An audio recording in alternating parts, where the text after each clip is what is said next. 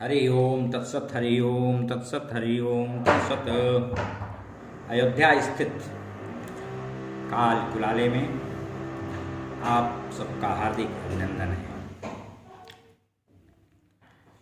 देवाधिदेव महादेव के विषय में आज कुछ विशेष चर्चाएं हम करेंगे। शिव के कई रूप हैं और शिव का शाब्दिक अर्थ ही होता है कल्याण, मंगल। उनमें एक दक्षिणामूर्ति भी हैं। पुराणों में इनका प्रचुर वर्णन प्राप्त होता है। संहिता स्वरूप स्कंद पुराण में विशेष वर्णन मिलता है। शैवागमों में इनकी पर्याप्त प्रसिद्धि है। दक्षिण भारत में इनके उपासकों की बहुलता है। दक्षिणामूर्ति स्तोत्र वेदांतार्थ का सार संग्रह रूप है और इसकी फलश्रुति में सर्वात्मत्व प्राप्ति का उल्लेख किया गया है। कोई भी पाठ या मंत्र का जप अर्थानुसंधान पूर्वक करने से ही अधिक लाभदायक सिद्ध होता है। सदाशिव परम शिव का ही नाम दक्षिणामूर्ति है। सनकादि सिद्धों को परम शिव ने परब्रह्म तत्व का सदुपदेश किया था। इतने मात्र से शिष्य रूप सभी ऋषिगणों के संशय छिन्न भिन्न हो गए। तब वह परम शिव एक वटवृक्ष के नीचे दक्षिणाभिमुख होकर बैठे थे। यह एक पौराणिक प्रवचन है। उस समय वह जुआवस्थाधारी शिव थे, इसलिए वह स्वरूप दक्षिणामूर्ति शिव के नाम से लोकश्रुत हुआ, लोक में प्रसिद्ध हुआ। उस नाम से उसी आकृति का ध्यान पूर्वक उनके मंत्रों के जप पूजन का विधान विहित है।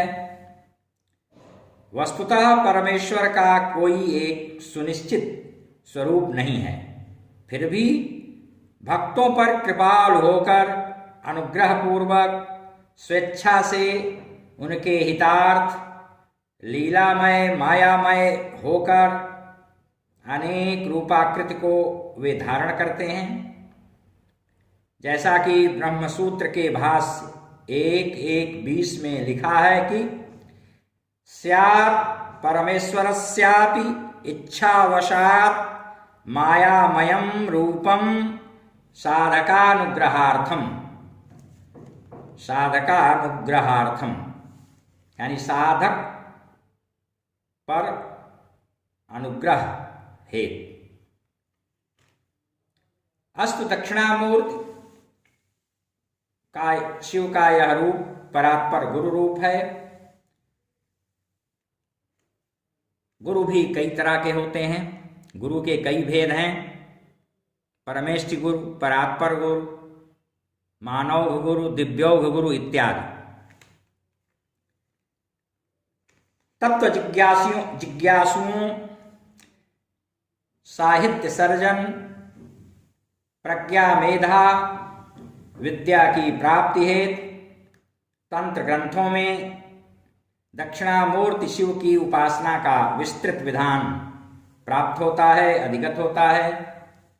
हमारे कई शिष्यों ने इनकी आगमोपासना की विधि विधा सीखकर उससे प्रभुत लाभार्जन किया है, आज भी प्राप्त कर रहे हैं। स्वयं मैंने भी इनके 3 पुरस्कार पूर्व में वटवृक्ष के नीचे किए हैं। वटवृक्ष के अधः मूल में मंत्र जल्दी चैतन्य होता है। यह गुरु मूर्त रूप हैं।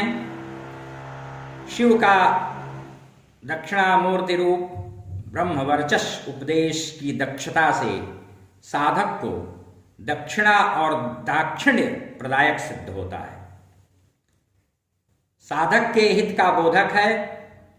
शिष्य पर अनुग्रह हेतु ही स्वस्वरूप प्रदान करके कृतकृत्य करने के लिए ही गुरुमूर्ति कहे जाते हैं। कृपालु होकर परम तत्व का उपदेश करके अभेद दृष्टिभाव उत्पन्न कर देते हैं। फलतः सभी भेदों को मिटाकर अद्वितीय परम तत्व में प्रतिष्ठित अधिष्ठित कर देते हैं। इसलिए ये विद्या संप्रदाय प्रवर्तक देवता हैं, विद्योपदेशक गुरु हैं, विद्या गृहीत शिष्यों के प्रबोधक हैं, अविद्या के नाश हेतु अद्वैत ज्ञानोपलब्धि के लिए तस्मै श्री गुरुमूर्तये नमः। इदं श्री दक्षिणामूर्तये। इसका निरंतर जपानुसंधान अनुष्ठान भक्ति भाव से शिष्य भाव से उन्हें गुरु रूप में पूज कर मानकर दक्षिणामूर्ति शिव को प्रणिपात करते हुए करते रहना चाहिए। श्री दक्षिणामूर्ति गुरु की कृपा से आत्म तत्व का साक्षात्कार होने पर दुखत्रयाभिघात हो जाता है। तीनों प्रकार के दुख समाप्त हो जाते हैं, अज्ञान विनष्ट हो जाता है और ज्ञान की उपलब्धि होती है। गुरु देवता के अनुग्रह से परमार्थ ज्ञान हो जाने पर मैं सदा से अद्वय आत्मा हूं, ऐसा अनुभव होने लगता है। साक्षात्कार के लिए गुरु रूप में इनका निरंतर पूजन ध्यान परमावश्यक है। गुरु और इष्ट में अल्पांश भी भेद नहीं करना चाहिए, न समझना चाहिए। श्रद्धा विश्वास सुदृढ़ होना चाहिए, तभी कुछ विशिष्ट उपलब्धि आध्यात्मिक उपलब्धि अधिगत हो सकती है, साधक को प्राप्त हो सकती है। हरि ओम शांति शांति।